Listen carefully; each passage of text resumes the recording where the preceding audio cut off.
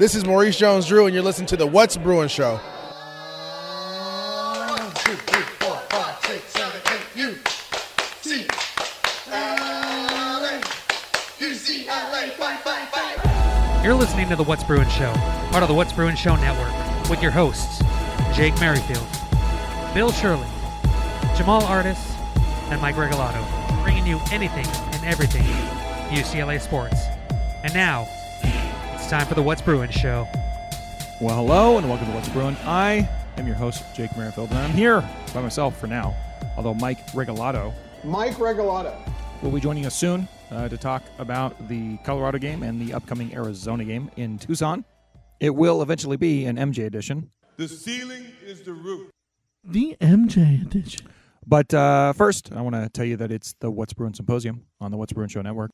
Admittedly, there's not a whole lot of action going on with the other shows right now. They're all on hiatus for various reasons. But this is a symposium, and a symposium is a conversation over drinks, and that's what we're having right now. I happen to be having a little bit of Jack Daniel's Single Barrel. I used to be stuck up about Tennessee whiskey. Not anymore, ever since I did Jack Daniel's Distillery Tour. It's a good, fine quality product, and Tennessee whiskey is good on its own merits. So I'm appreciating that, and I hope you appreciate a nice drink now and again. But that's what we're doing here on the symposium. You can, of course, support the show on Patreon, patreon.com/whatsbruinshow or whatsbruinshow.com for just $2 a month. $2.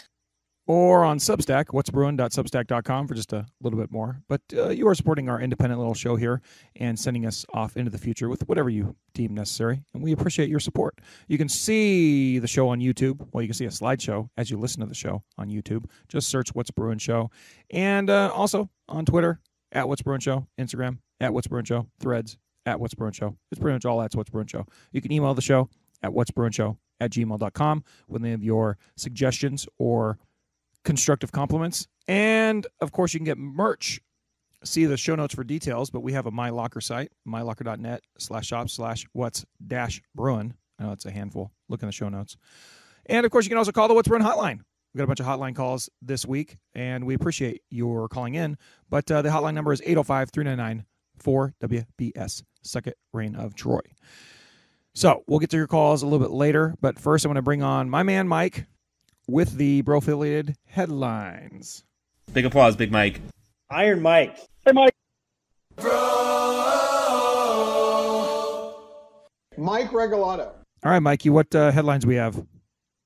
Not much. Definitely have a lot to talk about with football, but Jake, deal with it, buddy. Basketball's here. And it was on Tuesday. And even though basketball is here, I do have to admit, I didn't see the game. Oh. One, because it's an exhibition. Two, because I have three little awesome ones, and we went trick-or-treating in Pasadena, which, by the way, if you have a chance, damn. I saw your photos. It was like 2 Barbie dolls, and what was Hugo? He was an astronaut, and he was a very proud astronaut. Yeah, that was cool. And me, I was the bear. Yeah, you had the bear costume on, yeah. Very cool. You guys all look good. I saw some of those Instagram pictures. Thank you very much. So, I will be watching that game later. So, I'm just going to be honest with you. I didn't even see it. But UCLA won that contest 97-56 without 4 players who are potentially starters. Adam Bona, Ademara, Dylan Andrews, which was kind of weird because he's okay. He's just being held out, precautionary, getting him ready for Monday. Mick Cronin said that he will play on Monday in the season opener, but then Berke Bogtushel was also out. But even still, Bruins look to, from what I hear, go check it out at Bro for any analysis. But the team, rough patches, but not horrible to beat Cal State Dominguez Hills 97-56 in the first game of the season with this entirely new roster. Also, I want to plug the fact that, on Monday, it's a Bruin doubleheader. The men's and the women's team have their season openers on Monday at Pauley Pavilion. The women at 5:30, the men at 8:30. So I'm definitely going to be there for the men's team. I'm going to try to sneak in for the women's home opener, mostly because I'm very excited. We've talked about this the last few weeks that the women they're expected to do a lot this season. But there's also some kind of breaking news, if you will, and you'll see this on an article that I put out on Bro. I have a video interview with head coach Corey Close, where she talks about the women's program, NIL situation. They have also been linked with the men of Westwood, as in their collective name is the Champions of Westwood. So that's some kind of breaking news. And so check that out on Bro. That should be out on Wednesday. And yeah, those are the headlines. That's what I got right now. But Jake, basketball is back, dude. Yay.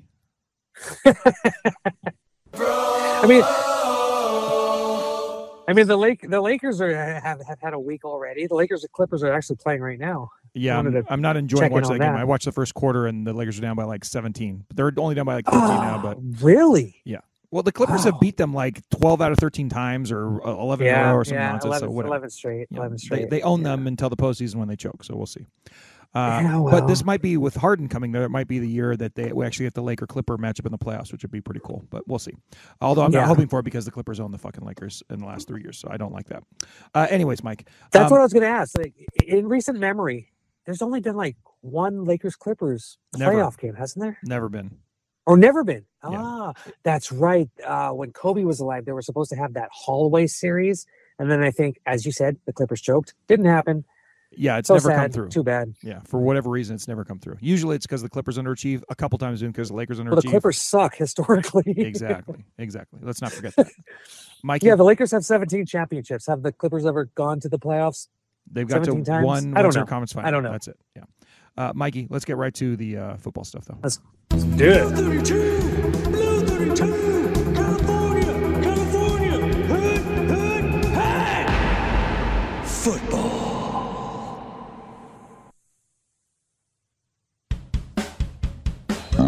The game that was. So UCLA beats Colorado 20-16 at the Rose Bowl. They probably should have scored more points. They probably shouldn't have let Colorado backdoor cover. But it was a game in which they completely dominated, really, if you look at how the game played out. Bill Connolly's win expectancy stat kind of supports that, and that they were, I want to say, like a 93% winner on that stat line. It just was one of those games where if they hadn't shot themselves in the foot a bunch times early, it would have been a much more comfortable game. But with that being said, 96.9% post-game win expectancy from Connolly, by the way. But I did a post-game on that. It's still in your feed, the last show behind this one. So if you want to hear what my thoughts were and hear the listener calls right after, listen to that WB2. But Mikey, you were at the game. Which, by the way, Jake, real quick, you were killing those. I mean, that is just, at least 45 minutes for a post-game. Keeping the WBS, alive and kicking. Yeah, I think they've all been plus 45 minutes, and I think we can say without a doubt it's the most comprehensive post-game show you're going to get for the Bruins this season. But let's stop. I second that with no bias. But anyway, please continue. Thank you, bro. thank you, Mikey. But no, I want to hear what you thought about the game. You were there. I was there for a half, and then I had to bail, go to a Halloween party. You were there for the whole game, and then you covered the game. What were your thoughts about the old Buffs? Actually, Mike, and to respond to this maybe.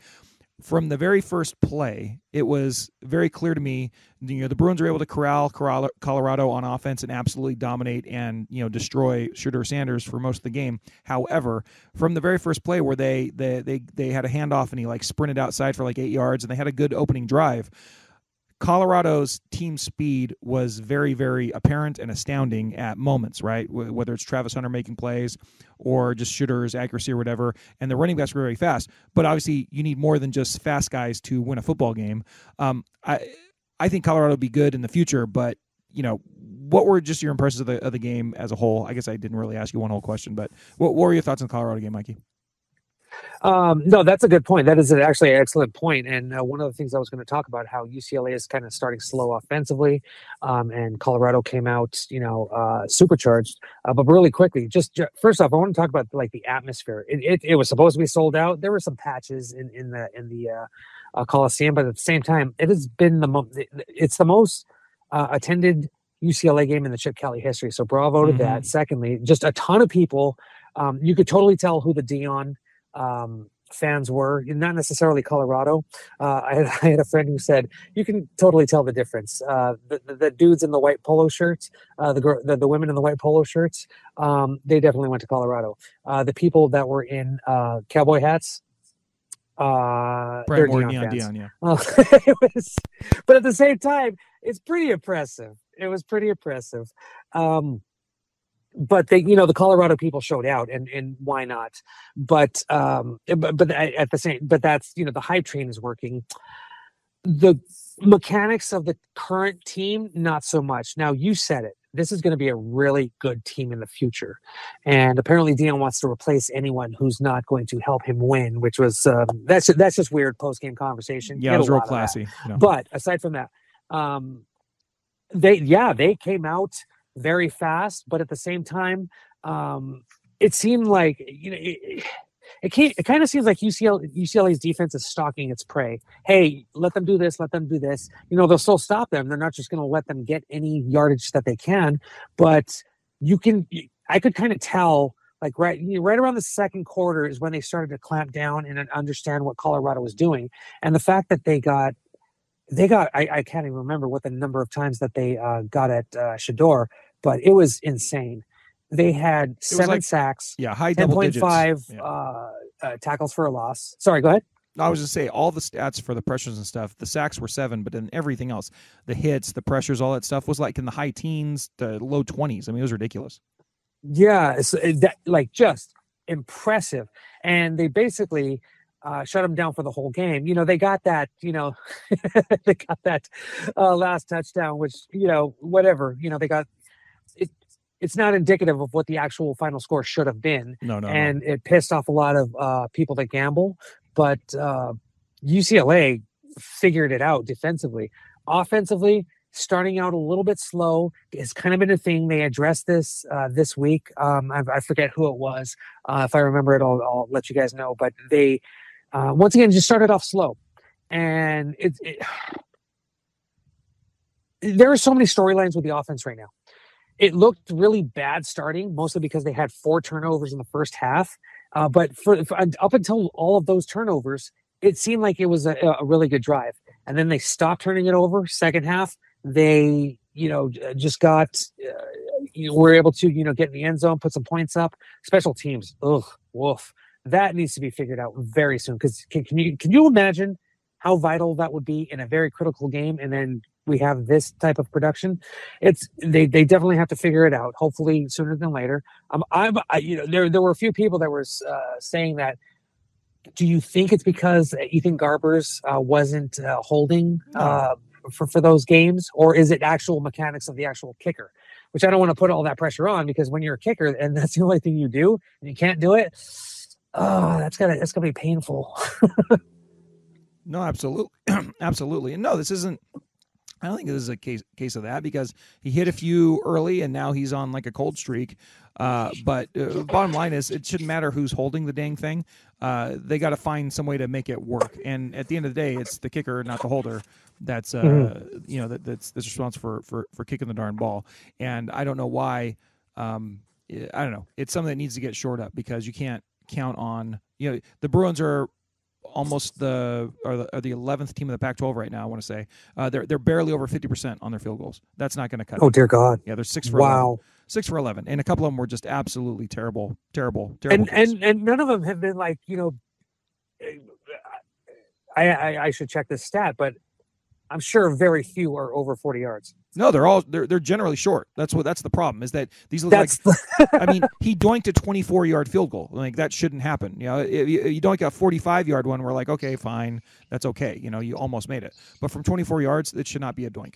And the trajectory of some of these has just been so troubling. Even in the first game when he made, I want to say he made like a 45-yarder or something in the first game early against Coastal Carolina. And it looked like a dying duck as it went over the crossbar, but it made it, But I was worried we're maybe on borrowed time with the field goal kicker, and it looks like that's been the case. And they better get that straightened out, because, like, on the road at Arizona, the game could come down. The Bruins exactly. The Bruins are a 3-point favorite, barely, and that's something that could be vitally important. So no, hopefully they can get that short up. But Mikey, thinking about Colorado, and once again, it was a very dominating performance by the Bruins everywhere, but pretty much on the scoreboard. It is kind of funny to me because when you think about how Colorado comes out of that game, and this, luckily I'm going to be able to shed myself of all my Colorado and DNVR podcasts now. I don't have to list them anymore because we're done with the Buffs, even going forward into next year. But I mean, Jake, did you how was it rolling? How was it rolling up in your Maybach? And that was nice. What was your whole score off the 18th hole? Right, because all those things are true. But I came in my helicopter. I know you did, Mike. I had to be a little bougie. It was Halloween. Yeah, no, I'm glad it worked out well. Yeah, but coming out of that game, some of those guys were saying, "Oh man, that game was right there for us. The Bruins tried to, we were ready to win that game. Yada yada yada yada." And it's like, well, yeah, I guess in the first half, when the Bruins had 4 turnovers, but still led the game. By the way, they were kind of trying to give the Buffs every opportunity to take control of the game. In fact, the game very easily could have been 14-0, right? Mm-hmm. However, it wasn't 14-0 because beyond that first drive of the game, where I think you're right, Mike, I think UCLA was a little bit of feeling out Colorado, kind of the words you used were like stalking their prey. I think that's very accurate for this game because after that drive, literally the only offense that they got at all the entire game was Shedeur hucking a ball twice down the field, and a couple times they got lucky on a couple of plays down the field, but those were on blind faith. He had to chuck it up and hope his guy ran under it. Other than that, they got absolutely nothing on offense. And so to say that the Buffs were in the game, I don't think I've they ever were not in the game. I don't think I've ever been at a game at halftime where the score is 7-6 and the Bruins just had 4 turnovers and been less worried just because of how futile the Colorado offense was. And so to say, oh, they could have been up 14-0, no, they couldn't have been, because once when the Bruins turned the ball over inside their 30, it was like I had full confidence that was going to be a field goal because the defense was absolutely teeing off on the Colorado offense. And I guess that's a little bit. Maybe I didn't have that confidence after that, after that first turnover where Travis Hunter makes that great play. But the longer the game went on, it was very, very clear that the Colorado offense was not going to be able to do anything against the Bruin defense. So I guess that's really more accurate, I think, to say. And so that's why as we got into the second half, and even though the Bruins had to wait till the second half to get anything going on offense because every time they got inside the red zone, Carson Steele would fumble it, or they had the 2 interceptions. It just was a game that seemed inevitable to me. And it, like I said, it is a shame that as much as the Bruin defense dominated, Colorado actually ended up getting that backdoor cover touchdown because they did not deserve that. They did not deserve it at all. But whatever. For you degenerate gamblers and you hippies and you money people. Yeah. I wanted to go back to the stats really quickly. I wanted to get your thoughts on the numbers. Colorado, which averages, I forget, like over 300 passing yards per game, was limited to 217 by the Bruins. By the Bruins, a team that has not been known for its passing defense. They're allowing 277 passing yards per game, 60 yards fewer for this high-powered passing offense. And it was, I think that's a bigger story than only allowing Colorado, which isn't known for its running game. They only allow them 25 rushing yards per game. What are your thoughts on those two numbers? Well, I just think it's indicative of how good the Bruin defense is and how bad the Colorado offensive line is. How bad they are pretty much everywhere, but with their quarterback and their receivers and their running backs are good too. But that was just such a mismatch. And that's what happens in a mismatch like that. There's no answer. Like, I made the point, I want to say before the Colorado game, that these were two teams that were kind of doing the same thing on offense, really throwing it short over and over again, but out of different, because of different necessities. And for UCLA, it's because Garbers hasn't really shown the ability to really go downfield yet. and he still didn't in this game. By the way, I think he had like 2 passes that went past the more than 20 yards down the field again. Maybe. But you know 3. what? If that leads to W's, dinking and dunking to get more points, and then the defense is just shutting everyone down, hell, dude, it's boring as hell, but that's a win. It's not that it's boring; it's just not going to be effective. I don't think you can count on that against a better opponent, right? That's the problem with it. But do they have any opponents that you think could completely shut them down, remaining on the schedule? Well, I'm kind of worried about going to Tucson, where our hopes and dreams are going to die over and over and over again. So yeah, I mean that's the problem. I was like, wait a minute, Arizona. And by the way, ASU has been pretty game on defense as well. So I mean, I think they're playing 2 defenses in the next 2 weeks that could prove to be a problem if they can't get any explosive plays down the field. Bottom line is, you want the Bruin offense to be as good as it can be, and when you're completely eliminating the explosive side of it. And by the way, they took control of the game on 2 explosive plays, the opening drive of the second half. But it's like that was limited to that drive. 2 plays down the field, touchdown. But where was that the rest of the game? That's a problem with the Bruin offense. But going back to the point I was making is that the Bruins have to throw short, have been throwing short all the time under Garbers for whatever reason. I think, Mike, that can change. I think that Garbers does have the ability to get it going, and as he showed in that first drive of the second half. Colorado, against a team like the Bruins, has no chance. They're throwing short because if they hold the ball for much longer, literally Shedeur Sanders will have his head knocked from his shoulders, right? He has to throw the ball fast. They can't throw the ball downfield reliably. And like I said, they did it a couple times and they were able to make a couple completions, but those are few and far between in the game, and that's why they were dominated so thoroughly, because there were no answers.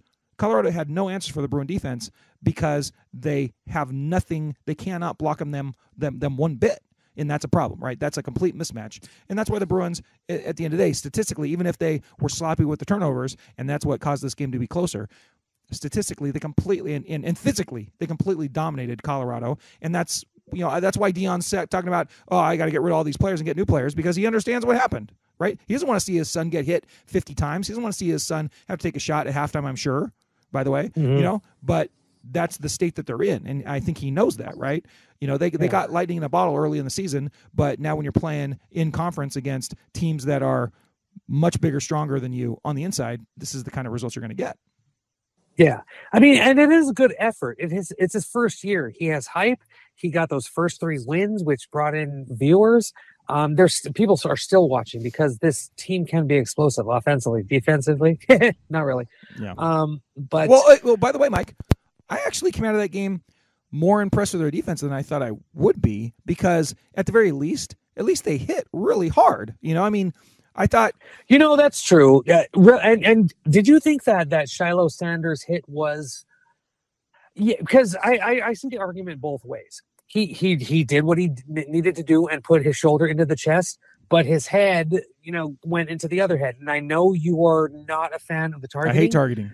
But what is? Yeah, I'll tell you exactly what was I your thought about thoughts on that hit? I'll tell you exactly what I thought. Because that was a huge hit. I thought it was a absolutely, completely clean hit that violated the rule of targeting, if that makes sense to you. I think the rule of targeting is absurd, obnoxious, and idiotic. However, he made a clean hit that happened to have a glancing helmet-to-helmet blow, and so I can understand why, if you're following the rule, you kicked him out of the game, right? That's basically my take on it. But it was a super clean hit. And by the way, the 2 hits that caused Carson Steele to fumble, part of me is like, that first one was wow. They were terrific hits. They were terrific hits. They were very good hits. I was more impressed with Colorado's defense than I was with, okay, let me put it this way. I was more impressed with the Colorado defense. Was a surprise to me because of how hard they were hitting, and once again, it was by their outside players. The Colorado offense impressed me with just their individual performances, and basically that's Shedeur, right? Everything else was completely bottled up. But the defense, Travis Hunter is no joke. That guy, that is an athlete right there. Dear God. I watched him on TV a few times this year, and I'm like, oh man, he looks pretty good. But then watching him live and watching the interception he made, I was like, man, this guy is just sick. And I had the same sort of impression about the other Sanders. Why can't I think of his first name? The guy who got thrown out, the safety. Shiloh. Yeah, Shiloh Sanders. Thank you so much. And then they had another guy that was hitting pretty hard too. So it's like, that's why I'm like, if these guys do follow the Deion plan and get rid of all these guys, and they manage to get in guys that are a little bit better, which just going on a Colorado rant a little bit, I think that's going to be pretty hard to do because, it's pretty hard to get a wholesale change of your offensive and defensive line through the transfer portal. And so, I wouldn't be surprised if they get a bunch of really high recruits coming in as like freshmen. And so they have a lot of potential, but that potential is going to take a while to develop. And Shiloh and Shador and Travis are going to be gone before that, it bears fruit, so they're kind of between a rock and a hard place in that they're not going to be able to solve their biggest problem overnight. And by the time their core superstar athletes are running out of time, I don't know if they're going to be able to develop by then. So you wonder what they're going to do. Now, it does help them. They're going to a trash conference in the Big 12, and I think Colorado. Mike, what do you think about Colorado and now looking at Arizona and Oregon and Arizona State and especially Utah? Like going to the Big 12, I think they're just going to completely dominate that conference, especially Utah. I was thinking about this today. And first off, what were you talking about? What the Colorado defense is? It's kind of like they're a street gang right now, and they need to be turned into a mob, which is kind of like what UCLA is. You know what I'm saying? Interesting. They have guys that can make hits. They just need to get organized. But I totally understand what you're saying because they have so much momentum to bring in the talent, and if they get the coaching right, which it looks like it's there, you can't really judge it in the first year. But I do see what you're saying about how the defense, you came away impressed. But I was really surprised by that. Yeah. So, Mike, it's funny you make a crime metaphor when there was an actual crime committed at the Rose Bowl, and it wasn't just the crime of the UCLA defense, battering Shedeur Sanders. There was an actual legitimate, crime. Hey, welcome to L.A., boys. This is how it at goes the in Rose California. Bowl? Nothing's enforced. What are you talking about, Jake? So I there's a couple points I want to make about this. And number one is all the headlines are incorrect, by the way. They're incorrect because everybody's like, the Buffaloes got robbed at the Rose Bowl. They did not get robbed, Mike. Do you know what the difference is between a robbery and a burglary? Can you clarify that, Mike, or do you need me to do that? All these people making speculations, saying it's UCLA, or no, it's the Rose Bowl, or no, it's the security guards, it's an inside job. It's just a weird situation, unfortunate situation, which once again got tangled up with by Deion Sanders, who is expecting the NCAA or the Rose Bowl to reimburse him because the Rose Bowl is the granddaddy of them all. Which, by the way, the Rose Bowl game is the granddaddy of them all, not necessarily the Rose Bowl itself. And and he even admitted that we're teaching about this and this and this. Oh, but we didn't teach them about insurance, so they can't get reimbursed. So now I'm going to blame everybody else to try to reimburse us. It was just, it's, dude, we talked about how the circus was coming to town last week. Man, the circus has taken its time to leave. You know what I'm saying? It definitely is. However, I want to make sure we aren't, like you said, it's not their fault that their stuff but please, was stolen. Robbery and burglary. That was your original question. What is the difference, Jake? Well, number one, a robbery is theft that's committed through force or fear. So if someone they're in the locker room changing and dudes run in there with like an Uzi or something and say, give me all your stuff, or I'm going to hurt you, or I'm going to hurt this other guy unless you give me all your stuff. Like through force or fear, that's what a robbery is. A burglary is when someone enters into some place with the intention of committing some sort of theft or some other crime. This is a burglary, and they were burgled, and I wish that this was common knowledge so that people could get their damn headlines right. That is something that is super annoying to me. Well, that's why we have Jake on the scene. That's right. So number one, let's get that clear. Number two, I want to make sure that we are not casting any blame on the Colorado Buffs and their players for having their stuff stolen because it's not their fault. You know what? You know whose fault it is? It's the asshole son of a bitch piece of shits that whether, it had to be some sort of inside job because you know why? You just can't randomly walk into the Rose Bowl and steal a bunch of shit and make off with it. So obviously. And additionally, let me just tell you this. I heard that the Rose Bowl usually has 100 security guards. Yeah. This was bumped up to 150. And what I filmed in pregame, Deion even had his own little, security group. So it's such a farce. It is, but it is a shame, right? Because it shouldn't have happened, and it is embarrassing. True, yeah. And by the way, it's embarrassing for our city that it happened. But guess what? It's emblematic of what's going on in our city, friggin' day after day after day. We have shit like this is going on all the time, and shit like this is going on all across the country because for all sorts of different reasons. So don't be Jake, LA is surprised by it. perfect. I don't know what you're talking about, man. Hey, everything's shut down because of the fentanyl crisis. Don't you remember, Mike? Yeah. Oh, that's right. That's right. Yeah. The ghost town that is But Porter Ranch and El Segundo and Silver Lake. Yes, those ghost towns. Rest in peace. I want to make sure I want to make sure that we are not blaming the victims here, because it is not their fault. However, it sucks. When I used to teach these sorts of lessons in classrooms for a good chunk of my career to fourth grade to high school age students, I would make the following kind of analogy for them, and I would say, look, it's never someone's fault when they're the victim of a crime, and we want to make sure we're not blaming the victim of a crime for whatever it is. However, there are ways to make yourself an easier victim or a harder victim, right? And so, like, if you live in a neighborhood and you live in a nice place on a cul-de-sac or something, you don't want to be the easiest house to break into. So you have things like you have a dog in your house, or you have security cameras, something like that, right? It's not your fault if someone breaks into your house, but you can make things easier and harder. You can be easier or harder to steal from, right? And the example I'd always use is the guys in Malibu that would go surfing, and they would leave their keys on their tires, and then sometimes, guess what? Somebody would come by, grab their keys, and get into their car and steal all their shit. It's not their fault that they got their car broken into or they got their car stolen from, but they didn't put themselves in a real position to be successful, right? They didn't make it easier for it to happen to them. And so what I would say is that on a trip to Los Angeles, it doesn't help anybody for, you're going to play a game. I don't know how much free time that the young Buffaloes had to get around the town and show off all their bling or whatever, but it certainly isn't. It doesn't seem like the best move to bring all of your really expensive stuff and leave it in a locker room. Now, that doesn't mean that it's excusable that, the security was so lax that they allowed that to happen, or that you hired people that were less than reputable to guard the Rose Bowl, and then they went in there and did it. But from now on, maybe across college football, a lot of these young folks can learn a very valuable lesson, and that is, leave your jewels at home. Yeah. Don't take your guns or jewels to town, son. Leave your guns at home, Bill. Don't take your guns or jewels to town. It's really important that they understand that, right? It's not your fault that someone stole your shit. But they can't steal your shit if you don't bring your shit to play in a game where you can't wear your shit, right? Like, you're not wearing that underneath your shoulder pads. You don't need that to get on the bus. You don't need that to walk through the airport, honestly.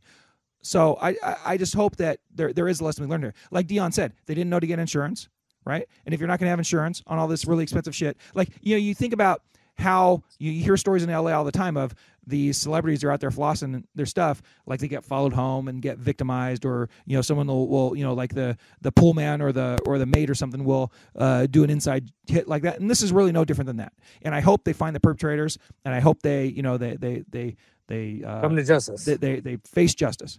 But the lesson to be learned from this, I think we all can learn, is just leave your jewels at home. Don't take your guns or jewels to town, son. Leave your guns at home, Bill. Don't take your guns or jewels to town. Now, Mikey, I want to turn the page on the Buffs, okay? Can I add something really quickly? Please, buddy. You basically described preventative measures, and from a health perspective, like maybe being, I don't know, a vegetarian or a vegan. If you know that there are certain patterns happening in your family, like maybe diabetes in my family, you start from an early age to not take that route. That's the ridiculous thing about this whole thing. It's like, yes, I get you're trying to be fancy and you're trying to brand yourself fantastic. This whole thing could have been prevented by not going down the path of I don't think hubris, I guess. It's like, I know he's trying to build a brand, but you kind of have to back it up. And the fact that you come into the Rose Bowl with all these bling and then get it lost after losing, I'm thinking of like the recruits here. It's like, at what point do you go, oh man, this is awesome, and this is a circus? I mean, I'm sure some recruits looked at this game and going, wow, they can roll into the Rose Bowl in Pasadena, Los Angeles, and get all this attention. But then you're leaving going, oh yeah, I got my $1,000 chain stolen from me. Like it's just a very weird vibe. It's like, we would definitely be chastising, like Washington if they're doing stuff like this. But at the same time, they freaking earned it. Georgia, Michigan, they've earned it. But then you look at Georgia, Michigan, Washington, they are handling themselves professionally. That's the weird thing that's what just doesn't sit right with me. I've been criticized like, oh, you just don't like Deion. It's like, it's not that I don't like Deion. It's like all these successful teams are successful because they're handling their business and they're just shutting up and moving on to the next game. I take your point, and I do understand. There are definitely a lot of easy ways to be rubbed the wrong way by the Buffalo and the swag, and it just seems so premature. And also, it's super annoying that, like I said, if you take the 100% pie of people that are following the Buffs this year, I think 42% are actual dyed-in-the-wool Colorado fans, and the other, and 58% are just there for the Deion show, right? And so that, and at the end of the day, they're 4-4 now, and they've lost 4 straight or 4 out of 5 or whatever. So that's very well taken. However, I would push back on how together some of these other teams are, considering Michigan's going through a cheating scandal. Georgia just had a staffer die and another guy in the offseason, and multiple players charged with crimes from drag racing and things like that. I think just as a whole, when you think about across college football, and this goes to a greater point of why I'm kind of thankful for how Chip Kelly runs this program, knock on wood, with no problems. But you look across college football and you look at what some of these young people are doing as they are empowered, and rightfully so, because of what they're contributing to and the amount of money that they're generating and now, thankfully, taking home a little. But the entitlement and the inability to make good decisions when you have kind of the world as your oyster, and the downfalls that can be suffered from that are a little troubling. And so, like I said, I don't want to tie this back to Deion and his guys getting their stuff stolen, because once again, they're the victims here. They're not the ones that broke the law. So I mean, but the swag and the putting yourself in the situation, there is a little bit of a parallel there. So I do think it's a point well taken, Mikey. But can we put the Buffs to bed at this point? Can we be done with the Buffs? Can we turn the page on the Buffs? Please. Thank you. Please and thank you. So let's get to the game that will be. Blue 32, Blue 32, California, hood, hey! Football.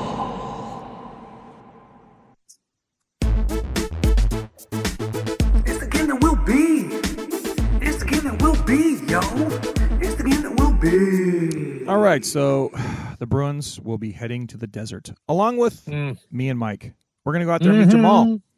And it's going to be, there are a bunch of soft factors of this game that are terrifying me. One is the time, 7:30 p.m. in the desert. Right. That bodes ill for the after Bruins. dark, Supreme Edition. Oh, my God. The Bruins are a 3-point favorite in this game. That terrifies me as well. That's scary. I guarantee you that Arizona will be everybody's home dog of the week, whether it's the Solid Verbals, Yako's home dog of the week, or anybody else's. People are going to look at that and be like, oh, yeah, I remember many times the Bruins going to the desert and being absolutely, destroyed for a variety of ways. Even though they won their last game out there, that was against a much more inferior Arizona team. This is just one of those ones. That was still a tough game. I remember that. Yeah, this was just screams terror to me, right? Especially coming off of Halloween. But anyways, the game will be at 7:30 on Fox Sports 1. The Bruins are a -3, a 3-point favorite. They are number 19 in the country. That's the college football playoff ranking, if I remember right. But that's where they're at. And did you realize once the rankings came out, FUAP, because the Bruins are 20th in the AP and the coaches. Nobody cares about the coaches really. Yeah. But the AP was 20, and all day on Sunday, UCLA is up to number 20. and Monday, and the rankings come out for the college football playoffs. Oh, now we're up to number 19. So in a perfect world, in a perfect world, the AP and the coaches would cease to exist, and we just have the college football playoff poll starting like midway through the season. But I mean, that'll never happen. But it is what it is. So yeah, you're right. The college football playoff poll now takes over. And the Bruins are 19 in that. And if they keep winning, they could move on up to, who knows, it could be a top 10 style season by the end of it if we play our cards right. But with that being said, we have this game at hand. ESPN, the Bruins are a 3-point favorite. ESPN has them as a narrow favorite, 52.4% win probability as of right Very now. slim. Yeah. The over-under is 51, which is an implied score of 27 Bruins, 24 Wildcats. Bill Connolly is a little more bullish on the Bruins for this game. He's got the Bruins at a 60% win probability, and his final score is just a little above that. Final score 31-27 according to Connolly. He has the Bruins as a 4 and almost a 4.5 point favorite. Those are the details for the game. But Mike, you're flying out there on Friday night just like I am. Is that true? Yes, sir. And then coming back on Sunday? Yes, sir. Are you flying into Phoenix or Tucson, buddy? Tucson. Okay. Going to Tucson, straight to. And yeah, apologies for the loud motorcycle noises here. I am in vivo in Avenida Cesar Chavez in Great Boyle Heights because we're obviously recording a day late. Yeah. We have families and Halloween, and it's a great thing that we all appreciate. So we delayed the show, unfortunately, for one day. But I'm doing it right before my gig at KQBH. That's Quick right. plug right there. There we go. But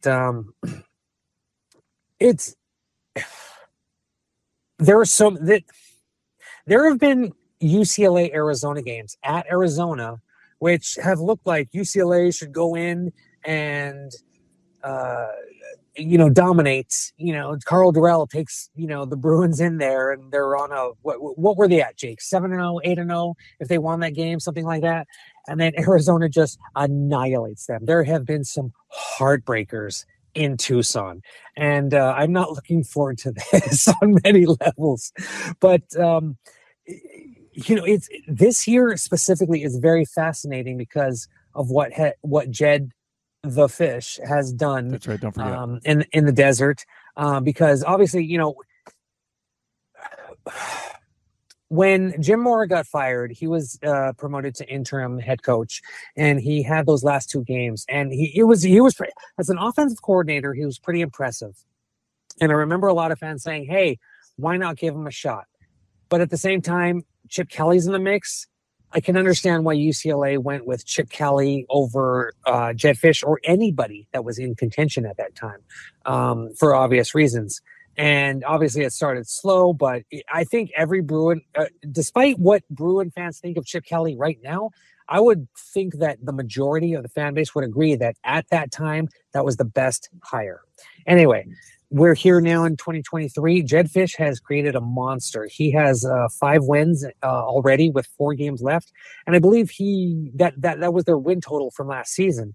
So that just talks about says how much this team has improved, especially since they went 1-11 in his first year.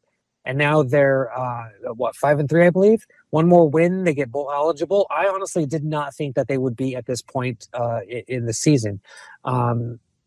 And he offensively, defensively, they have just really outperformed. And it's been weird too, because they have not exactly the same, but a similar situation with UCLA and having to switch starters and go with someone else who has become like more successful, like Noah Fafita. He has been quite an exceptional quarterback. He's been able to manage the game and get points on the board. And it's been crazy because a lot of Arizona's games this season have been shootouts. And he's been a part of some of those that have been really exciting. If Arizona beats UCLA this weekend, it'll be their 3rd consecutive week in a row that they beat a ranked team. That's insane. That is my initial reason of why this game is scary. Not so much that they're going to Tucson, but I mean, that just adds to it. You're just going into the Lions' den or the Wildcats' den. And this is, I don't think UCLA will walk in there and say, "Oh, we're going to handle this," but I think they need to be very prepared for what they're about to go into. No, I think they do too, Mike. And and us as Bruin fans with our battered Bruin syndrome, before we get to trivia time and all that stuff and really reset the game. In the last number of years, the Bruins have actually been relatively successful in Tucson when they've had decent teams. Jim Mora's team in 2013 beat the Wildcats 31-26, and then even as the Josh Rosen team, they won out there 56-30. And then in the Chip Kelly era, we lost in 2019. That team was sucked. But the last time we played in Tucson was Chip Kelly's first decent team, and that was like you mentioned, they won 34-16. But what really gives us nightmares as Bruin fans, is the early aughts, and that is in 2005 when the Bruins go out there, I think they were 8-0 and just got shelled 52-14. That was a couple years later. They go out there and they lose in 2007, 34-27, and then the worst, the coup de grace, right before Rick Neuheisel is fired in 2011, they lose 48-12 out there in the desert. So there have been some pretty ugly games out there, and that's what we're kind of channeling. But Jake, there was one specific game where they won Mr. Miles Jack that was turned the tide on all of that. If only for a season. That is a good memory. Well, I think that's the first one I mentioned. That 31-26 game. Yeah, that was great. I think that was the Miles Jack game. So that part's all fine. So maybe that did kill the juju. I'm just saying that, Mike, we feel this way about going to that stadium. We feel this way about going to that stadium for a reason, right? And so we can't forget. We can't forget. That's the all-time. I think that's one of the never forget. My all-time. It's to me. It's ingrained in my head more worse than the Stanford losses, because the Stanford losses in the early aughts, those were teams that started fast and then faded fast, right? And that was the end of the Bob Toledo era and all that stuff. Mm-hmm. That game, that Carl Durrell's 10-win season, that game in particular was just such a slap in the face. It's like running into a brick wall. And then they end up losing to SC big the week later or whatever. But anyways, enough of the demons of the past. Let's get into trivia so we can get on with our talk about this matchup. Okay. Now it's time for Jake's Trivia, brought to you by Jake, bringing you all the coolest trivia of UCLA football's opponent for this coming week. And now, Jake. So, Mikey, this is the last time we're going to play the Zone of Zones, the Wildcats. We're out there in the desert. We're going to Tucson partially to see our buddy Jamaal, but also partially just because this is the last time the Bruins will face the Wildcats for a while on the football field, as far as we know. So I'm going to pull out some of the old trivia, and I have a nice presentation for the Zone of Zones. Number one, we'll start with one of an easy one. A federal grant was awarded to Arizona to build U of A. The Arizona residents wanted to use the money for something else instead. Do you remember what they wanted to use it for all the way back in 1885, Mike? Oh, God, Animal House? No, sorry, that's Oregon. Yeah. Oregon State. They wanted to build a well instead of a school, which really lines up a lot with what we think of Arizona people, right? Yeah, pretty much. Yeah, pretty much. But I guess they're in a desert. Who's going to blame them? They end up building the school instead in 1985. Tucson. Tear down the wall. Yeah, you bring tear nice, down Mike. The wall. You bring up Animal House. Tucson has been the backdrop for several films, mostly Westerns, right? We think about all the great Westerns from Arizona. The University of Arizona campus, however, was the filming location for a college romp comedy, not Animal House, as we know that's Oregon. Go Ducks! What movie, which has not aged well, given the sign of given the what the times are like now? Do you know what movie that was, Mikey? You just gave it. Was it Revenge of the Nerds? Revenge of the Nerds, right? Yes. Good job. Weird. Yeah. Dude, I literally went on Facebook and I follow Ranker, which is kind of an interesting website which ranks this category or this. And of course, one of them today, the one that I saw today was the top 20 movies that could not be remade today. Guess what was number one? Oh, it had to be Revenge of the Nerds. Revenge of the Nerds. That was at Arizona. The climax for the hero, the winning of the hero is basically a date rape. So yeah, there you go. Great job. Wow. Yeah. Wow. Gross. Let's go Wildcats, right? Mikey, U of A is totally a basketball school. Unlike UCLA, they're totally a basketball school. Nobody really cares about their football team. Everybody wants their basketball team to do well. So they pay. They have guys, a football team. So they pay guys like Kirk Kriisa to come to the school and suck. Wow, but you went there. because they're such a vaunted basketball school. Mike, remind me, how many national titles have the Wildcats won? In football? No, in basketball, Mike. They're a basketball school. One. Arizona can go fuck themselves. One. Arizona? They won one national basketball championship. One. Uno. Hey, Arizona? Arizona can go fuck themselves. Yeah, you can. Wow. Mike, last trivia question for you before we get to the story of Bear Down. Yeah. What is the official? This episode has it all, Jake. This is the requisite Arizona question that we always ask for the Arizona game. Mike, if Bill were here, he'd be shedding a tear. What is the official state neckwear of Arizona, Mike? The bolo tie. Thank you very much. Yes, that's good. We need some terms for that. That's been the trivia every year for the 10 years of the show. Pretty much, yes. Now, in a special presentation, we get to the story of Bear Down, because of course the Wildcats have their slogan, right? It's like "Go Bruins" or like "Fight On" or whatever, right? And theirs is "Bear Down Wildcats." So if you didn't know where Bear Down comes from, it's the rally cry. It has roots that are over 100 years old, back to the Roaring 20s, and it predates even "Win One for the Gipper," and you'll see why that's important in a moment. In the fall of 1926, John Button Salmon maybe, was a varsity quarterback, a baseball catcher, and generally an all-around popular campus figure for the Wildcats. In early October, and this kind of reminded me of, I just watched Remember the Titans when I was up in the Bay Area over the weekend, last weekend, and this kind of reminded me of that. In early October, the Wildcat varsity defeated the freshman squad in an annual match, and Salmon and several of his friends were returning from a visit to Phoenix, and an automobile crash near North Tucson put him in critical condition. Very sad story. Salmon, 22 at the time, died the morning of October 18th. The coach at the time, Pop McHale, visited Salmon in the hospital and later told the rest of the team that Salmon's last message to his teammates was, tell them to bear down.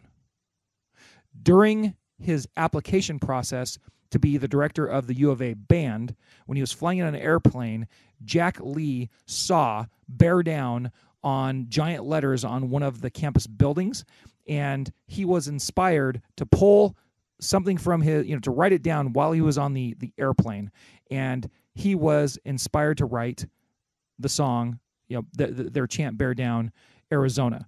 And now, to really bring this home, I'm going to give you the story of Bear Down as told by a vapid Arizona co-ed. Mike, are you ready for it? Ready. So he pulled out his barf bag and he started to write down words to a fight song for the University of Arizona. Bear down, Arizona. Bear down, red and blue.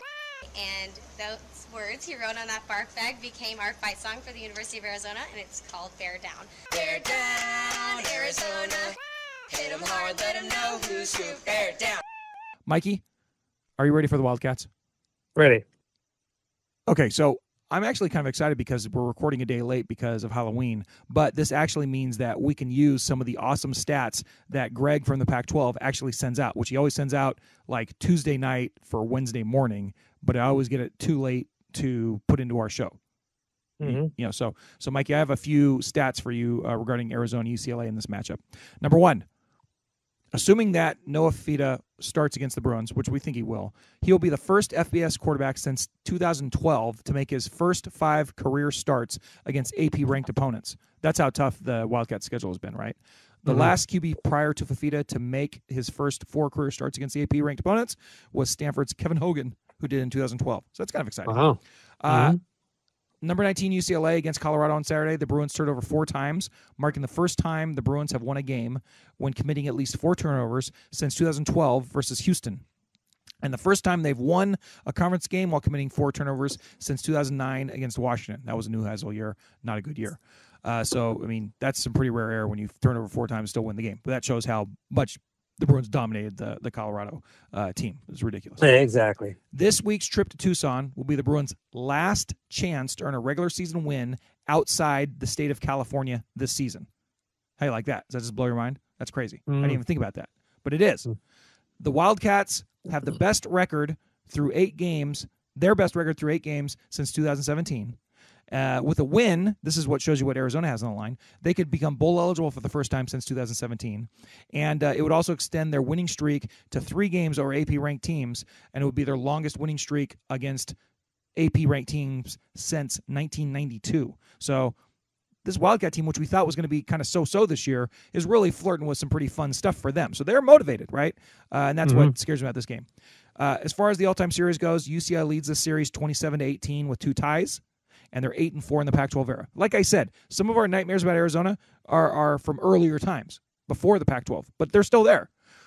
Both teams are 3-2 in conference, and both teams are in a 4-way tie in the conference with Utah and Oregon State. In case you didn't realize, this is a showdown of 2 teams that are tied in the conference.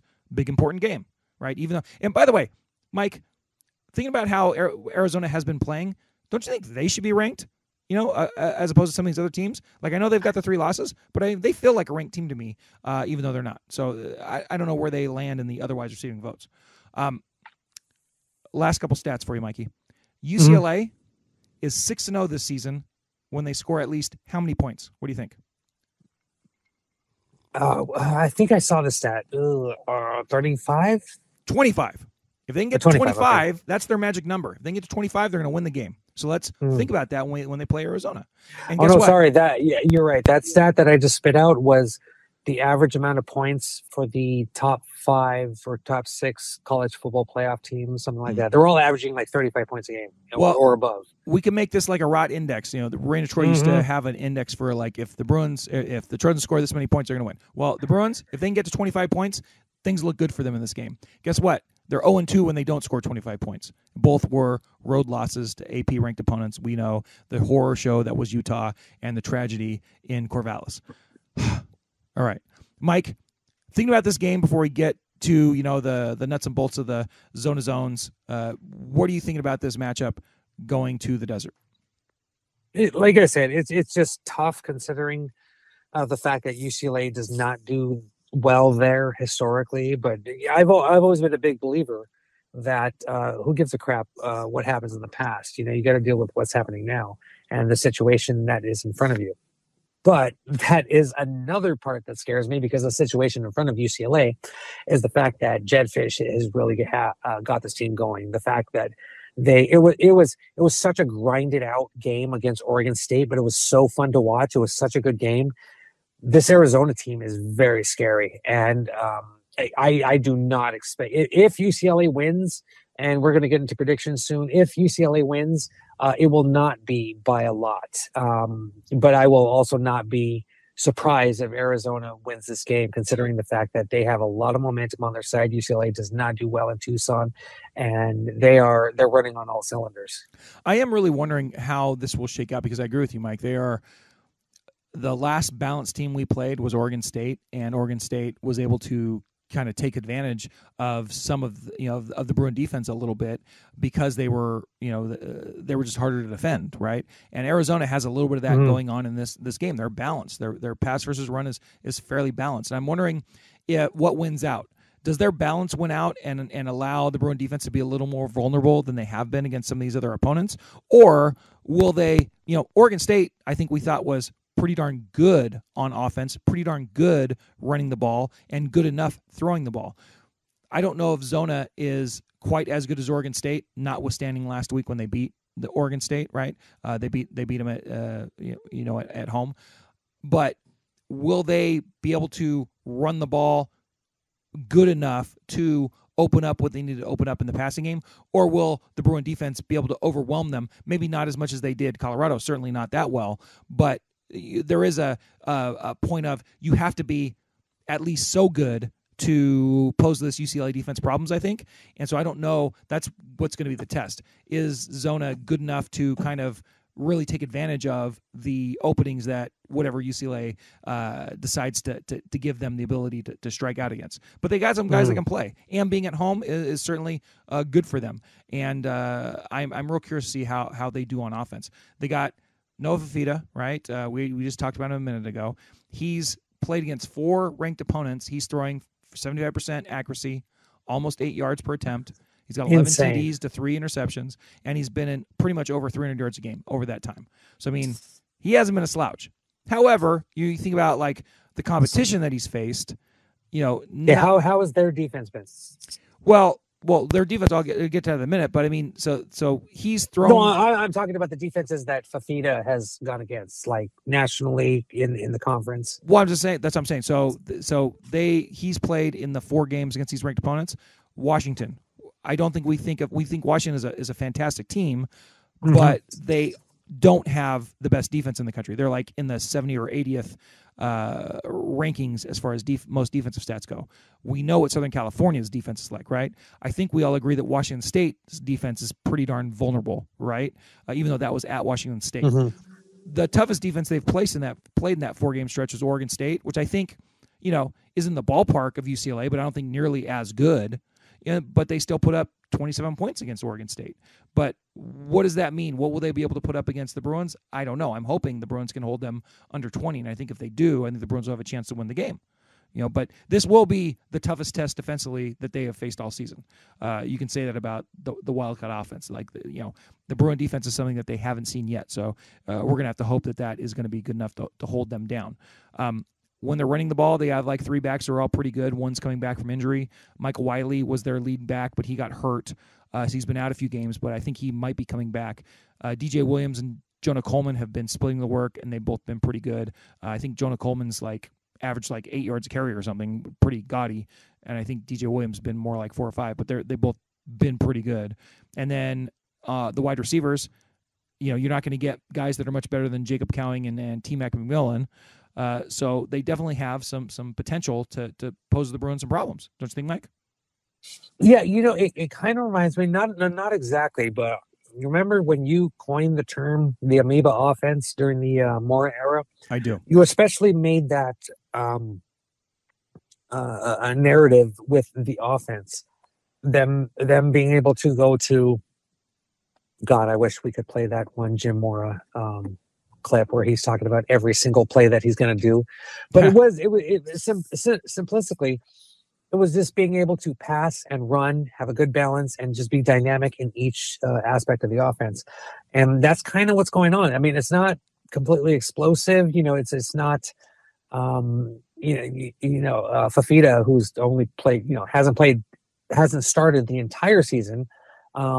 Is not in the Heisman conversation, but at the same time, he's really doing a good job of managing this offense. It's just a really well. It's not very tempo based, but it's methodical and very quick for what it is trying to put out there. And it's still very young because Fafita is a true freshman. And can you imagine this kid in 2-3 years? He's going to be a freaking beast. Yeah, I think that the signs point up for this is another team. Just like Colorado, especially Utah, and especially Zona. I think they're going to the Big 12 and they're going there to win. So I think that the future's bright for these guys. In a way, I'm glad that this is the only time we're going to have to face them. But obviously the Bruins are going to have their own problems going to the Big 10. I am struck with that. I think that there is a chance that the Bruin defense will be too much for these guys, and that they haven't faced a team that is going to be on them and hit them as well as the Bruins can. However, I also very easily could see it going like Oregon State did for the Bruins, and the Zona being just good enough on either through the run game or the pass game to keep the Bruins at bay and find gaps and holes to exploit, right? And I think that really is. To me, that's the key of the game, because I think the Bruin offense versus the Zona defense, which we'll get to in a minute, I think that's kind of a wash. I think the Bruins will be able to score some points. I think the Zona defense will be able to get some stops on them, but I don't see that as the key aspect. I really think it's, the Bruin defense is either going to play well and they're going to shut down the Arizona offense, or the Zona offense is going to kind of have a game, a nice game at home and kind of put a little too much pressure on the Bruin offense to kind of outscore them. And I think if we get into that sort of game, that's the kind of game I don't want to be in. I'd rather be in a low-scoring affair where the Bruin offense can just kind of stay within themselves. I don't know. I mean, looking at the Zona defense, Mikey, they've been pretty good, but once again, I don't know if they've gone up against anything quite like the Bruins running game at this point. I mean, Oregon State certainly can run the ball. that is very true. But other than that, Washington, Southern Cal, Washington State, they haven't really gone up against too many running games so far this season. So I think if the Bruins can concentrate and really controlling the ball, not turning it over, which I don't have any faith in that at this point, but if they can avoid making big mistakes, I think they can move the ball against the Zona defense. Just can they get enough scores? But Zona's defense is perfectly competent. Do you have any impressions about that? No, is like I said, it just seems like it's coming together at the right time. It's actually been a good progression over the last 3 years for Jedd Fisch. And, I said earlier how I was surprised at how the team has developed, but, you really shouldn't, because they have the same structure. They have a lot of good, veteran players. They're just coming together at the right time and trying, and it seems like they're getting a collective understanding of what they're going up against. And that's the scary part. It's like they're when a team comes together, we hear that term midseason form. Well, they're going above and beyond.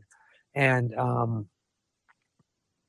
the fact that they are in a 4-team race for 4th place in the Pac-12 shows you just how much this team has not only improved, but how scary and how much they can just punch a team in the mouth. But they are still young, and that's why I still think that UCLA has a bit more experience on defense, which that's going to be the interesting part for me. Arizona's methodical, but UCLA seems to be very smart this year. And I think I actually think that this week UCLA will start quicker than we've seen. And hopefully that is one of the key to the games that allows them to get a win. But you just don't know with this Arizona team, because everybody thought that they were going to be horrible. They're overachieving, but how much are they overachieving? Where are they going to be? And like I said before, if Arizona beats UCLA, I will not be surprised. No, and there are a couple things that I am worried about, because it's like we can say, well, I think they're going to get off to a quick start, but why would we think that? They really haven't done that in the entire conference season. Sure, they did against the other, their non-con opponents, but against the conference opponents, Stanford's the only game where it kind of went to plan early, right? They got up big on Stanford and just coasted from there. But against Utah, against pretty much all the teams that Dante Moore faced, they started the game with a pick six or an interception. And even in this game against Colorado, they started with an interception, this last game.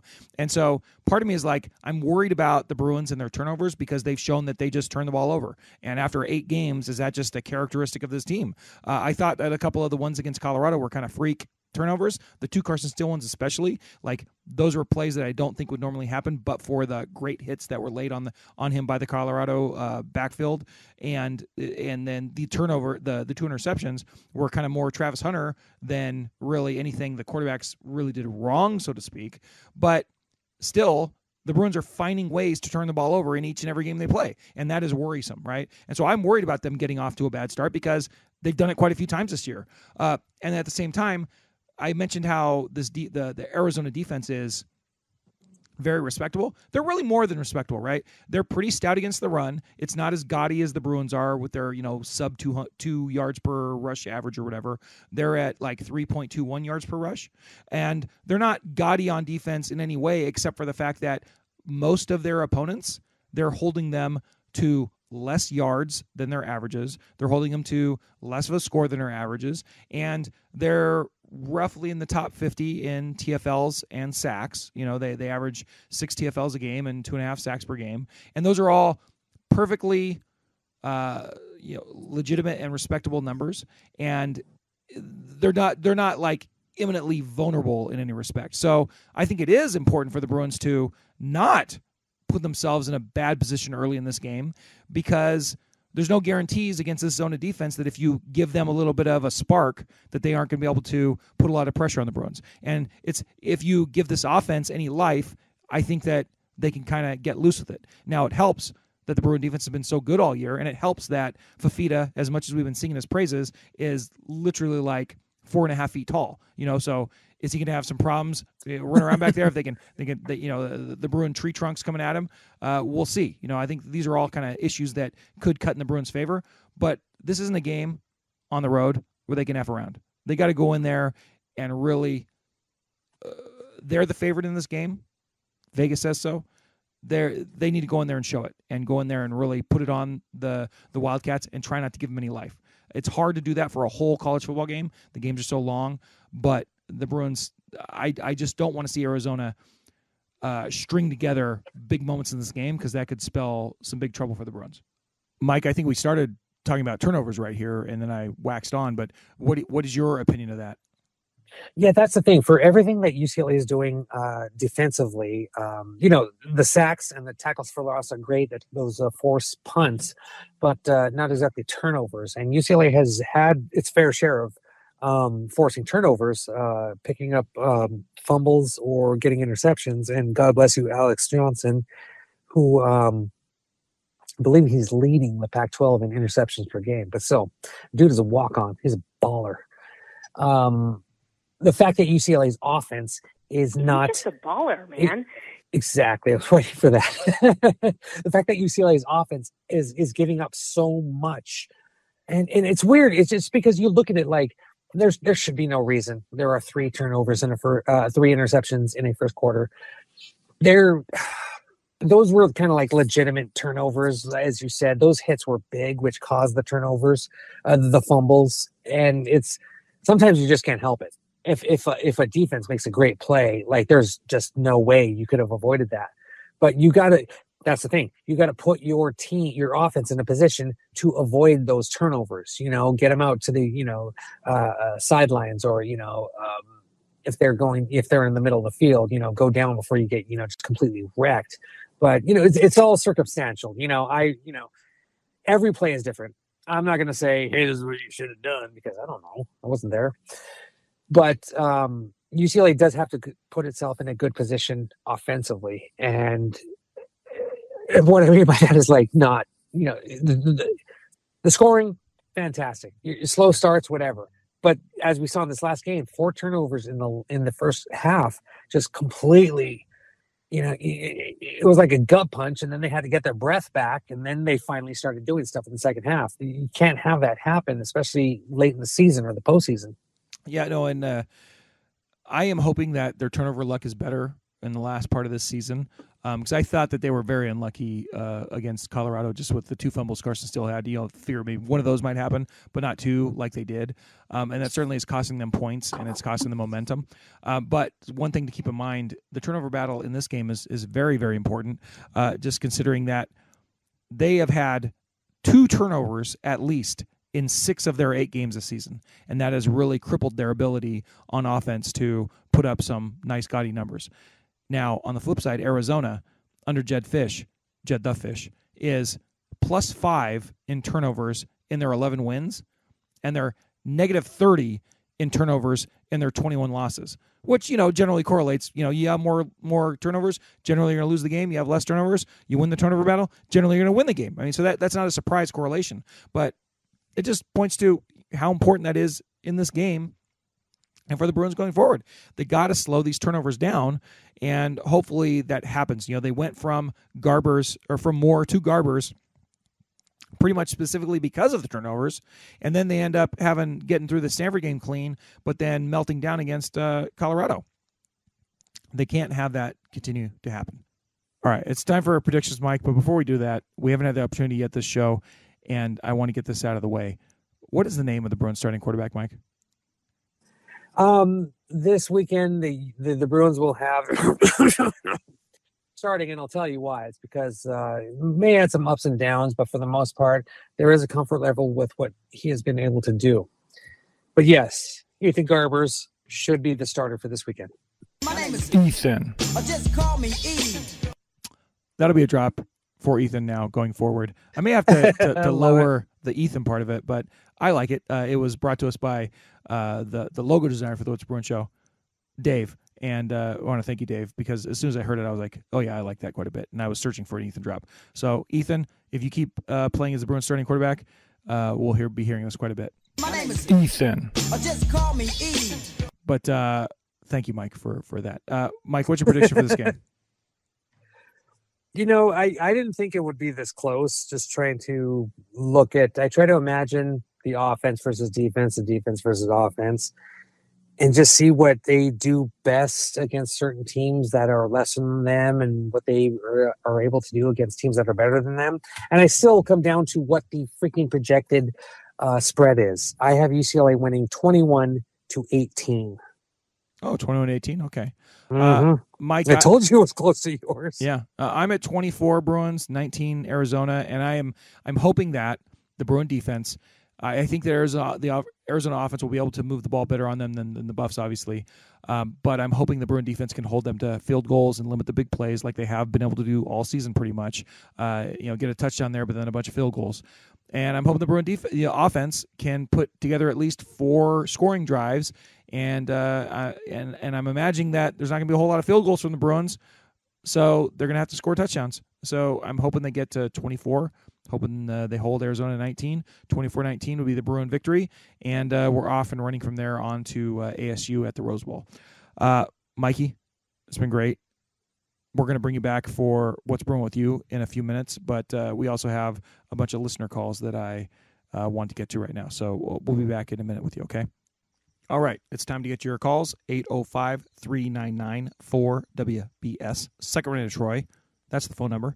You guys have been doing a great job all season of calling and leaving your thoughts about the game, whether it's some positive feedback for the Bruins, whether it's your breakdown of the game from your own perspective, whatever it is, call the show and let us know what you have to think, and we'll play it either on the postgame, following the game, or here on this show if it comes in a little bit too late. I will say that I pre-recorded these at a different location with a different microphone, so that's why my voice changes quite substantially, and I apologize for any disconcertingness of that, but it is what it is. We have 4 or 5 calls today, so let's get right to them. Who's first? Good morning or afternoon, guys. Happy Wednesday or Hump Wednesday. Jazz from Santa Clarita, just calling with a quick question. One, not a question, just want to say, glad we are 19 in the CFP. 8-19 was being played all day yesterday. I don't know what would be the next song if we move up, but who cares? Anyway, out of curiosity, maybe somebody knows for sure or not, when do you guys think they'll have the remaining start time for the remaining 3 to 4 games? Or I guess not 3 or 4 because they got the Arizona State already. So USC and Cal are the last 2. What do you guys think about the start times for those? Are they waiting to see if both USC and UCLA kind of win a couple more games to be put in an earlier bracket or whatnot? Anyway, hope you guys have a great day and show, and go Bruins and go WBS. Thanks, Des. Appreciate your call, and it's always good to hear from you, brother. As far as the times go for the starting of the games, I think it's been in that pattern all week, hasn't it, or all season, hasn't it? Where we find out a couple weeks before the game what the start times will be. So I'm sure that, you think about the Cal game, which is on Thanksgiving weekend, or the SC game, the Crosstown Showdown, which is the week before that. It's probably going to depend on how hot these teams are. If UCLA keeps winning, they'll be somewhere in the neighborhood of top 10 to 15 ranked, right? If you think about it, by the time they get to SC. So that would be an attractive matchup that you could see them smacking into the late night window or into the afternoon window, which seems what they're doing with a lot of the attractive Pac-12 games. If UCLA takes a loss or 2, if USC loses to Washington and Oregon, or even splits those, and it's really just kind of a matchup between maybe a low-ranked UCLA team and an unranked SC game, then I wouldn't be surprised if they just do the local People is Solid and put it at 12:30, or you might see it late in the evening as just kind of not a throwaway game, but probably as a lesser matchup. So I'm real curious about that. As far as the Cal UCLA game goes, they'll probably just fit it wherever they can fit it. But depending on the stakes of that game, I mean, there could be stakes for that game. We don't really know yet, so I guess we'll just have to find out. But that really is just a long way of saying, who knows, right? It could be anything except for 9 a.m. I think that's probably a safe bet.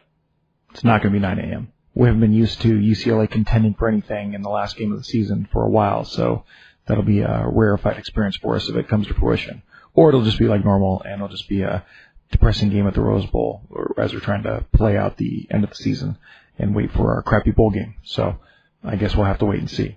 I'm excited for that one because me and Megan will be going to that game together in a father-daughter game. Hey guys, it's Gabe from Virginia calling back after a couple of weeks. Hope you guys are having a great Halloween. So, look, the game against Colorado, frustrating first half. It felt like one of those games where everybody was gonna, we're gonna come through to win, keep letting Colorado around, and that was frustrating. Against Arizona, my goodness, I still think at 2005 and 2011, which ended with New Heisel getting bounced after the fight in the desert. Goodness, keep the turnovers to a minimum, and I think we can win this. Have a great one. Take care. Yeah, thanks for the call, Gabe. I really appreciate it. Really, I think you hit it right on the head with the turnovers. I have nightmares of going to Arizona and losing, and I'm really concerned that once I get to the stadium, I'm going to have PTSD. But really, I think that the Bruins can win this game if they're not a turnover machine. I feel like it's going to go that way, but you never know until you get there, right? So here's hoping they don't disappoint us. We'll have to see how it goes. Thanks for calling, though, man. Hey, guys, it's Diego calling in. A couple of thoughts on the Colorado game and then on to Arizona. First of all, the uniforms, just all world. This was the era I grew up with the Bruins, and I just love those colors and wish they would go back to them, but I can understand why they have to move ahead. But the Beaven era, terrific. Anyway, game ball to Loya, obviously one of the more artful catches you'll ever see. Graceful, beautiful catch by him on the sideline and really led to a touchdown. So game ball to him and a game ball to Latu, even though we might not see all the stats for him. He's the guy that every offensive line has to be concerned with. It kind of frees up the other guys. Overall, the defense was just incredible. Most dominating defensive performance I've seen in a while at any level, really. I mean, there's just no stopping that front line of ours. On offense, we've got some work to do, but I think we got to stay with Garbs. He's making mistakes. Everybody will. And, maybe next year if the Hunter tries to jump that route, maybe Garbs lobs it to the open guy who's, if you notice that play, was running wide open down the sideline for a touchdown if Garbers had hit him instead of the intended target. So, but yeah, great offensive performance after a very spotty start. Now on to Arizona. The teams are very even, I think.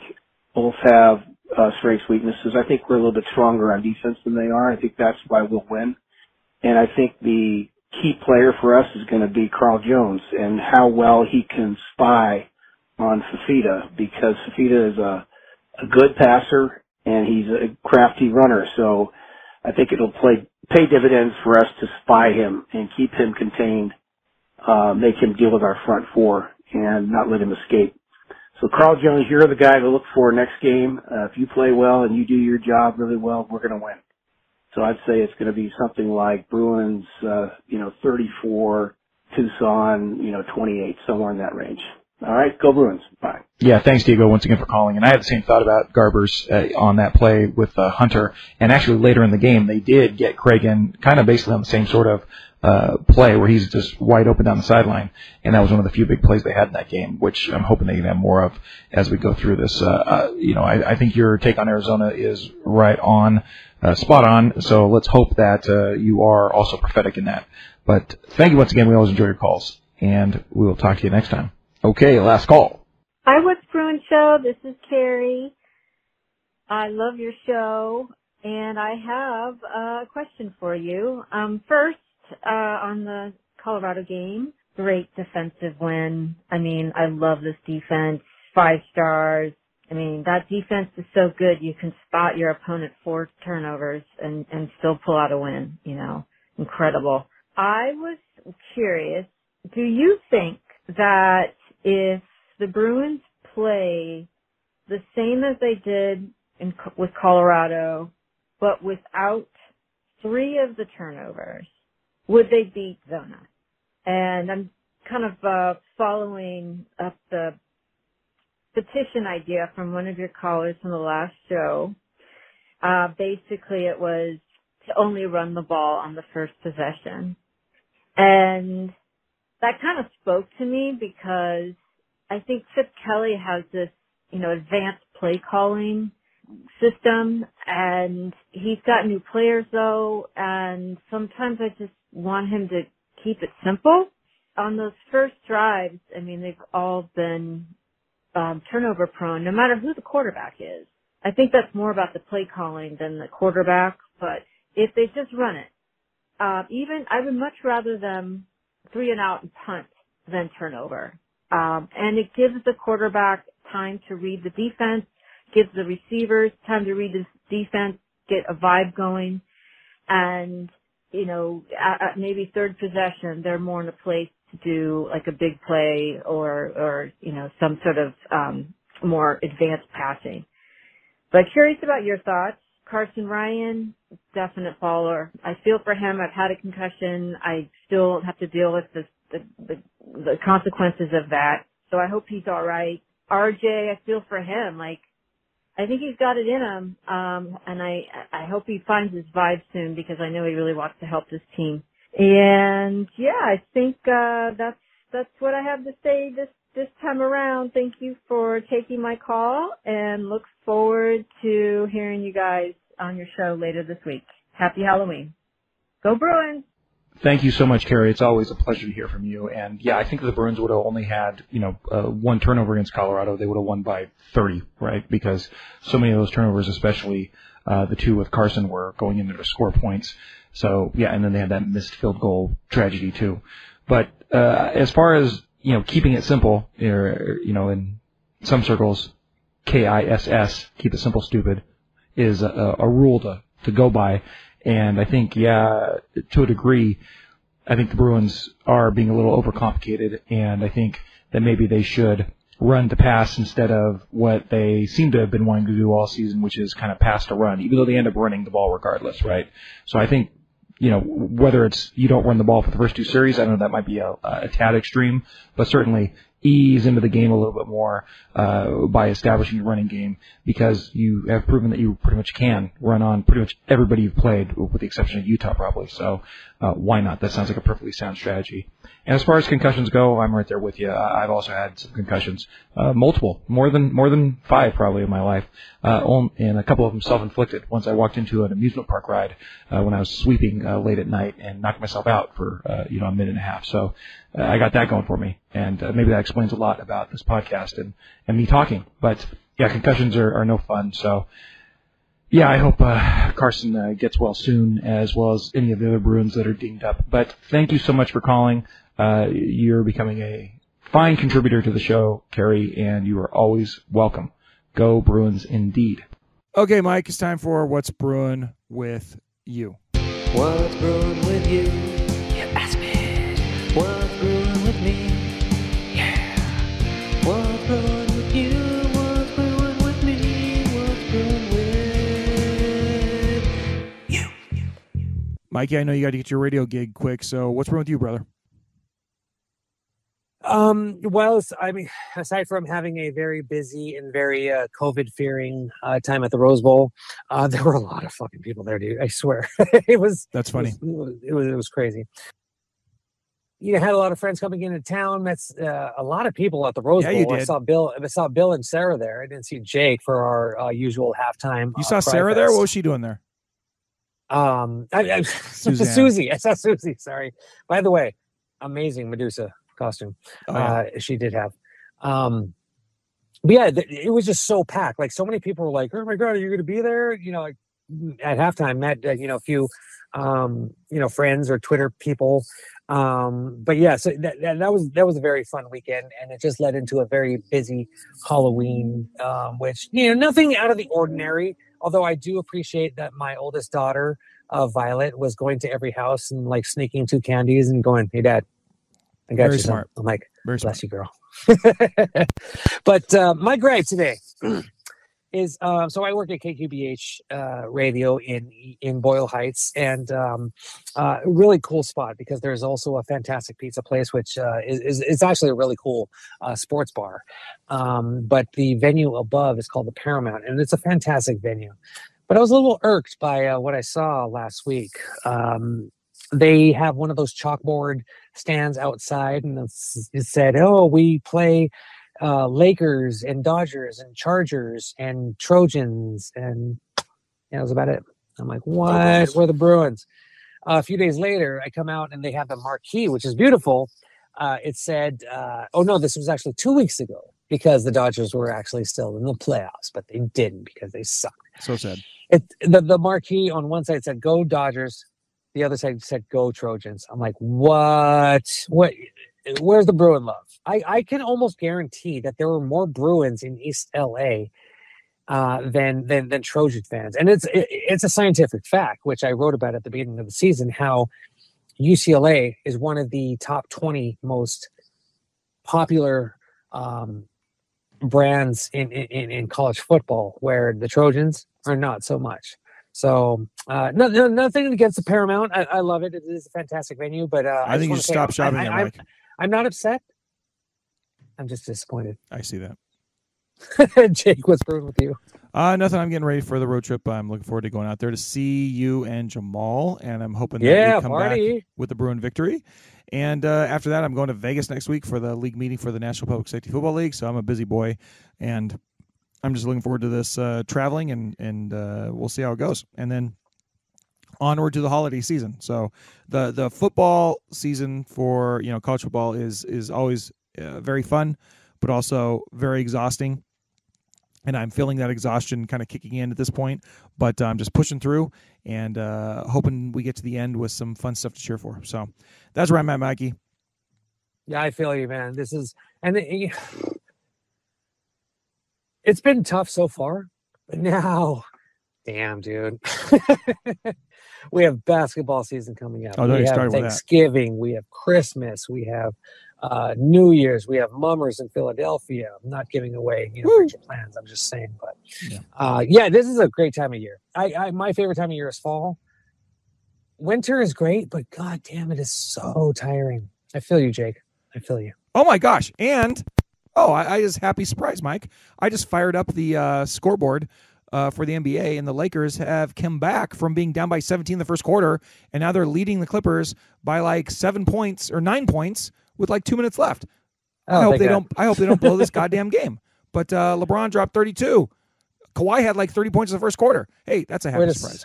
It's only good. Way to step up, LeBron. I hope I just didn't jinx them. Nah, turn it off. Turn it off until I'm gonna put the score away. So if this comes out and they lost, I might have to retcon this, but we'll see. Mikey, have fun at your gig with KQBR and KQBH, Jake. God damn it, KQBH. I'm sorry, Mike. KQ Boyle Heights. There you go. Oh, all right. I know, right? I caught that a year in. I was like, oh, I get it. Now I get it. My apologies, Mike. Go KQBH and until we're gonna do a post game. It might be me and Jamaal. It might be me, Jamaal, and Mike. It might just be me. But we'll do it sometime in the early hours of Saturday morning or Sunday, and it might come to you sometime like by Sunday afternoon. I'm not sure. It depends on my travel schedule, but we'll get that to you. And please follow, subscribe to the show, and support us. And we love you all. And until next time, go Bruins and Arizona. You know what you can do. Arizona can go fuck themselves. See you later, Mikey. Later, Jake. Good night. Good evening. Smoke 'em if you got 'em. That was the What's Bruin show. Try us tomorrow. Same bat time, same bat channel. It's got to be in or out, Mom. In or out. Well, I need the door closed. Thank you for your cooperation. Dude, brah, we play some ball on the West Coast. The final word is boob.